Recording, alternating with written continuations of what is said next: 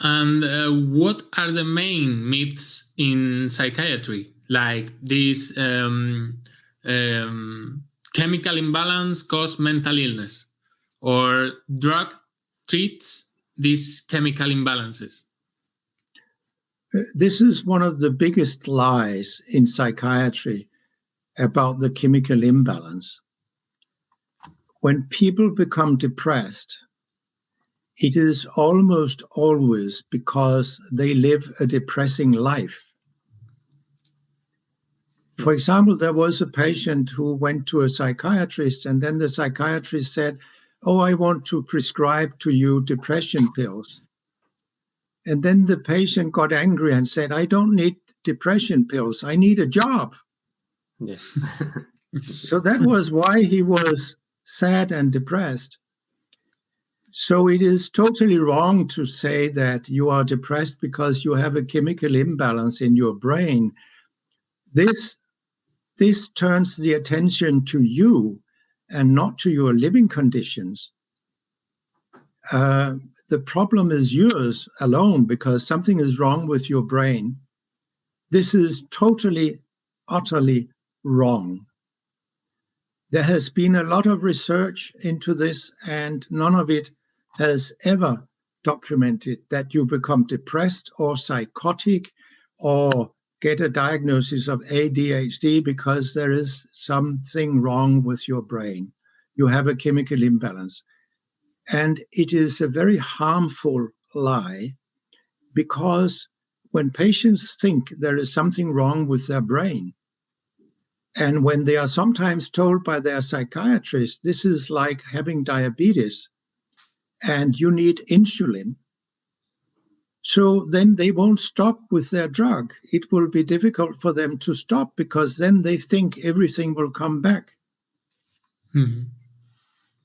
Okay, so many patients go on for a lifetime on these harmful drugs. Mm-hmm. Mm-hmm.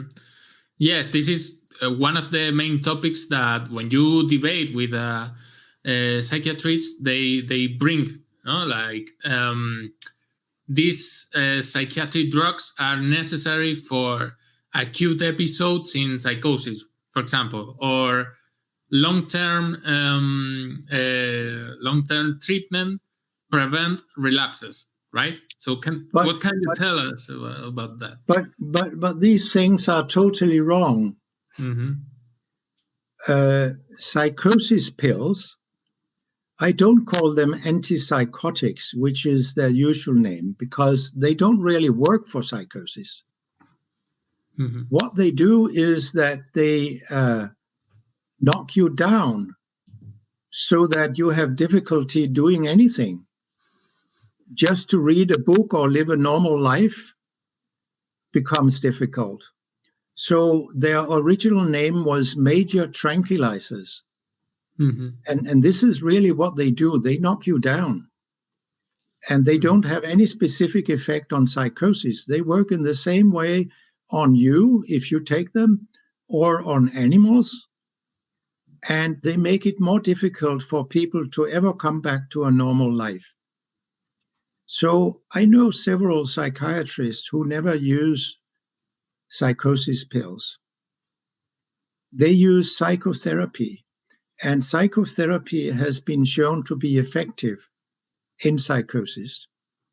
And above all, what is most important if people have a psychosis is to use a lot of time to find out not the standard question, what is wrong with you, but what happened to you?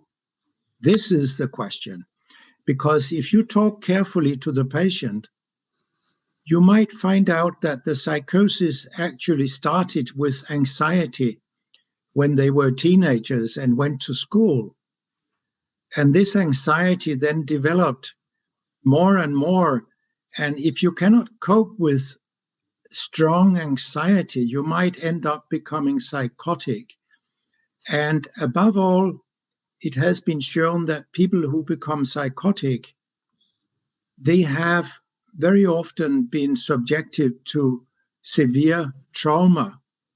For example, rape or other physical abuse in the home or elsewhere. So the more traumas a patient has experienced, the greater the risk of later developing a psychosis. So sometimes you can actually cure people by working with them and finding out that 10 years ago they were raped and they never became normal after that. So if you start working with that on psychotherapy, you can actually heal some patients so that they will never become psychotic again. Mm-hmm. And what can you tell us about the other, I think, big topic in this theme that is electroshock? Is it harmful? It isn't, because I have heard psychiatrists defend that, no, that it isn't harmful, that is effective. In my view, electroshock should be forbidden. It should be banned. No one should get an electroshock. I just had a problem with my computer before this interview.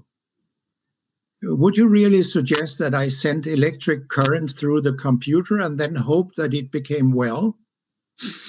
I don't think you would suggest that.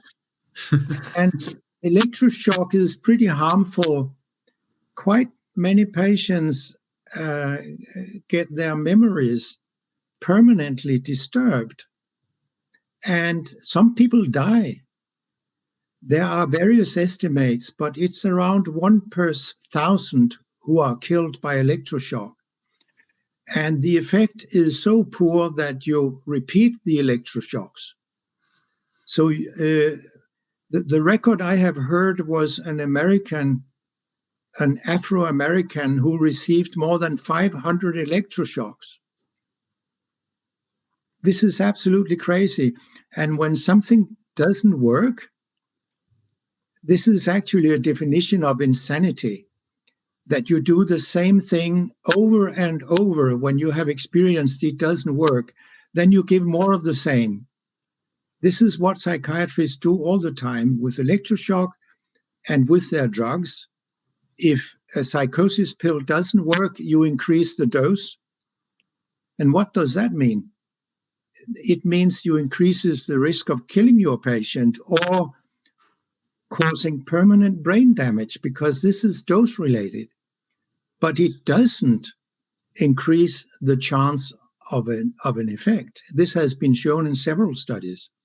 So all over psychiatry, people are doing the wrong things. And there is a lot of good research about electroshock, but the psychiatrists deny this completely. And they continue to say that electroshock can be life-saving. I have often asked psychiatrists, where can I see the documentation that electroshock has been life-saving? They don't have any. And once I was asked at a meeting what my opinion was of a woman who was deeply depressed, and then she got an electroshock, and then she suddenly asked for a cup of coffee. Well, I responded that I once received a man when I was on acute duty at the hospital. I could not contact him, so I needed to rule out meningitis because this is very dangerous. So I tried to insert a needle in his back in order to get some fluid out of the spinal channel to study this fluid for bacteria and protein and glucose and so on.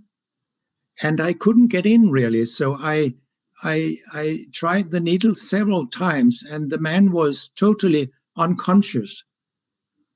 And then suddenly he shouted, stop hurting me with this damned needle. So then I realized he did not have meningitis really. So did I cure him with my needle? No, I didn't. but it's an anecdote that is similar to the woman who asked for a cup of coffee. You don't practice medicine based on anecdotes. You practice medicine based on science. But this is not what the psychiatrists do. They ignore the most reliable science they have. Mm-hmm. So with all of these controversies, or maybe I have to say lies, where does it all come from? And what is the role of drug industry in psychiatry? Well, you will be surprised. There is a huge amount of money involved with cancer treatment. Newer cancer treatments, they sometimes cost millions for just one patient. The same in cardiology. Many procedures in cardiology are highly expensive. Many drugs are very expensive. So these doctors receive a lot of money from the drug industry because they buy them.